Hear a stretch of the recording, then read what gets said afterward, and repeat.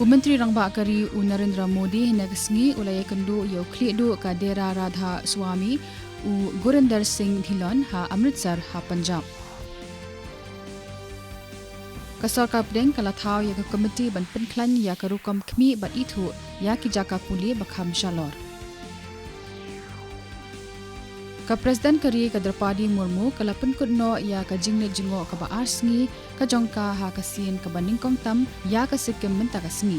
Ka Presiden Kari kala le jingo ya ka Chardham Temple ha Namchi District hinda ka step bat kala penlongru ya ka jinge mirjingmut bat ikin thei ibaseng kam lajong.